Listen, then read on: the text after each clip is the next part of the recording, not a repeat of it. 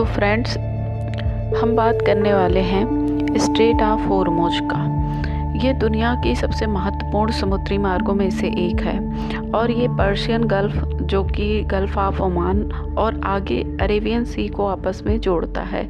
इसकी जो चौड़ाई है वो कुछ स्थानों पर 33 किलोमीटर है और जो जहाज़ आने जाने का रास्ता है वो इससे भी छोटा है। और जो दुनिया का लगभग 20 to 25 ऑयल, जो क्रूड ऑयल है, वो यहीं से सप्लाई होता है। Saudi Arabia, Iraq, Kuwait, United Arab Emirates और ईरान जैसे तेल उत्पादक देश अपना तेल इसी मार्ग से दुनिया को भेजते हैं। और ये केवल तेल ही नहीं बल्कि एलएनजी, लिक्विफाइड नेचुरल गैस का भी सबसे महत्वपूर्ण और बड़ा मार्ग है।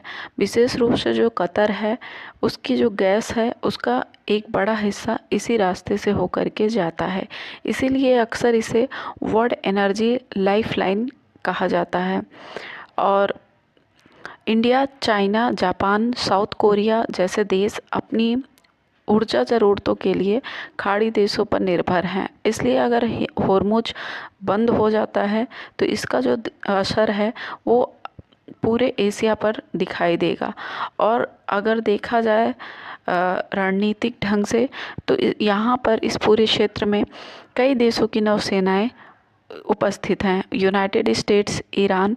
और अगर इस क्षेत्र में तनाव बढ़ता है तो जो वर्ल्ड ट्रेड है और सिक्योरिटी, उस पर भी इसका इम्पैक्ट पड़ेगा।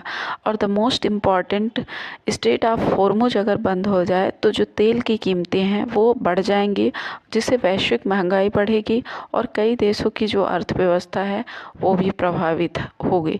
तो इसलिए स्ट्रेट ऑफ होर्मुज केवल एक समुद्री रास्ता नहीं है, बल्कि यह पूरी दुनिया की ऊर्जा और अर्थव्यवस्था के लिए एक तरीके का लाइफलाइन है।